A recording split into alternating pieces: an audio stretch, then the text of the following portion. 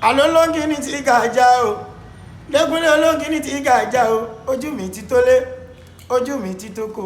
Ṣẹ́rí nílé àgọ́dọ̀, ojú télé TV ṣó ní kẹ́ máa wò nílé. Ojú télé TV. Àwọn lèèyàn ṣáńkó, àwọn lèèyàn gbogbo mi ó sì ṣàǹkàrí àgbáyé. Ojú télé TV. Má yìí kò tiẹ̀.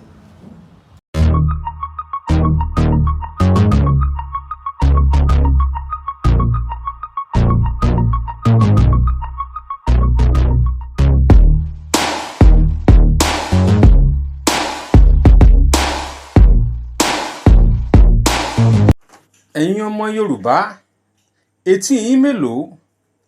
Àlétí yín mélòó? Ẹ tètè gbé tí yín wá kẹ́ wá gbéyàwó ọ̀rọ̀. A gbọ́dọ̀ sun àsunpìyè o. A gbọ́dọ̀ sun àsunpárá o. Bẹ́ẹ̀ la gbọ́dọ̀ fojú méjèèjì sùn.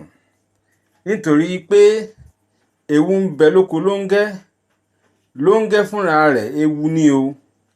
Ewu ń bẹ lóko lóńgẹ́ sẹ́ẹ̀. Àní lóńgẹ́ fúnra rẹ̀ ewu ni o.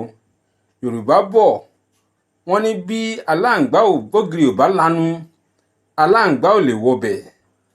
Wọ́n ní ojú báyìí ni alákàn fi sọrí o. Ẹ jẹ́ ká ṣọ́ra o. Ká lajú wa sílẹ̀, ká la etí wa sílẹ̀, ká la gbogbo iyè wa àtọkàn wa sílẹ̀ o. Nítorí pé àwọn Haúsá ti wọlé sí wa lára o. Wọ́n ti wọlé sí wa lára pátápátá. A sì fúnra, a fiyèsí, a rò àròjinlẹ̀ lórí ọ̀rọ̀ yìí. Ní nǹkan bí ọjọ́ mélòó kan ni fọ́nrán kan gba orí ẹ̀rọ ayélujára. Nínú fọ́nrán ọ̀hún lobìnrin kan ti ń bèèrè lọ́wọ́ àwọn Haúsá ọmọ ilẹ̀ Katsina, Kano àti Borno. Ǹjẹ́ kí ló wá ṣẹlẹ̀? Ohun tó ṣẹlẹ̀ ni pé ṣe ni wọ́n fún àwọn ọmọ Haúsá yìí níwèé gẹ́gẹ́ bí ojúlówó ọmọ ìpínlẹ̀ Èkó, ìyẹn tí wọ́n ń pè ní indigene certificate. Nínú certificate ọ̀hún ló fi hàn gàdàgbàgàdàgbà, ló fi hàn gèdègbègèdègbè, ló fi hàn gbangba-gbàngbà pé ọmọ bíbí ìlú Èkó òun làwọn Haúsá yìí. Tẹ́ ẹ bá sì béèrè orúkọ wọn, kò sórúkọ Yorùbá nínú orúkọ wọn. Bẹ́ẹ̀ ni wọn kò gbọ́ wá kí n pa nínú èdè Yorùbá. Haúsá pọ́nbélé làwọn ọmọkùnrin yìí ń sọ. Ṣùgbọ́n ìwé gẹ́gẹ́ bí ọmọ bíbí ìpínlẹ̀ Èkó òun ló wà lọ́wọ́ wọn o. Lára ìjọba ìbílẹ̀ tí wọ́n ti fún wọn ní ìwé ọ̀hún náà ní Oṣòdì Sọlọ̀ ní ìpínlẹ̀ Èkó ń bí. Báwo wá lọ̀rọ̀ ṣe wá rí báyìí? Báwo ni ìwé ẹ̀rí ọmọ bíbí ìpínlẹ̀ Èkó ṣe wá dé ọ̀dọ̀ àwọn Haúsá? Àléwu ń bẹ lóko lóńgẹ́. Lóńgẹ́ fúnra rẹ̀ ewu ni o. A kò gbọ́dọ̀ sun àsunpìyè. A kò gbọ́dọ̀ sun àsundí ojú méjì. Nítorí pé àwọn aráabí wọ́n ti rápálá sí wa láàrin o. Bẹ́ẹ̀ sì wo àwọn ọlọ́kadà, àwọn náà kún bẹ̀ bùbà. Bẹ́ẹ̀ àwọn tó ń ta gbórówóróbo, àwọn aráabí náà ni. Bẹ́ẹ̀ àwọn tó ń wa kórópè, àwọn náà ni. Àní wọ́n ti wọlé sí wa lára. Ẹ̀yin ọmọ kóòtù òjíire, pàápàá ní ìpínlẹ̀ Èkó, a kò gbọ́dọ̀ sun àsunpìyè o. Ó yẹ kí ìjọba ìpínlẹ̀ Èkó kó ti wá wọ̀rọ̀kọ̀ ṣàdá lórí ohun tó ṣẹlẹ̀ yìí, nítorí pé ewu ń bẹ lóko lóńgẹ́. Huh? Kabiru Mustapha, What local government? Oshope local government. Where are you from? I'm from Maitel. Where are you from originally? Kaduna State. From where? Kaduna State. Kaduna State.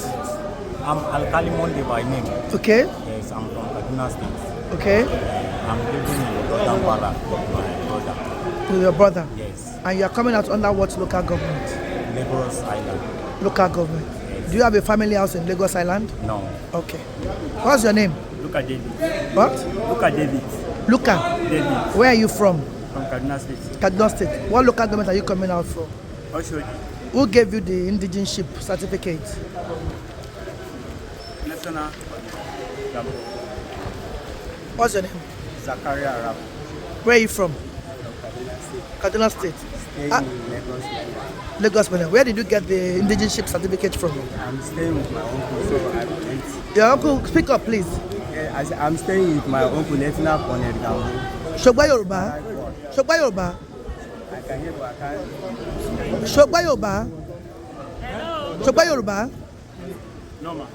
Ṣọgbọ́n Yorùbá. Yes, I can hear you. Gbá mi lóhùn padà ní Yorùbá. Níbo ló ń gbé? I can't. Ṣọgbọ́n Yorùbá. Níbo ló ń gbé? Níbo ló ń gbé? Oh my God. Ta ló fún ẹ ní certificate? Ta ló fún ẹ? Ta ló fún ẹ? Ta ló fún ẹ? Local government wo ló ti wá? Kò ṣọ̀fẹ́. ẹ wò lè wọ́n ṣe àṣegbàtà mi lè ní. Ẹ stop ẹ, kí lorúkọ ẹ? Kí lorúkọ ẹ? What's your name? What? Speak up, please. Where are you from? What? Kaduna. But you are coming out from what local government? Oh? Ta ló fún ẹ ní certificate?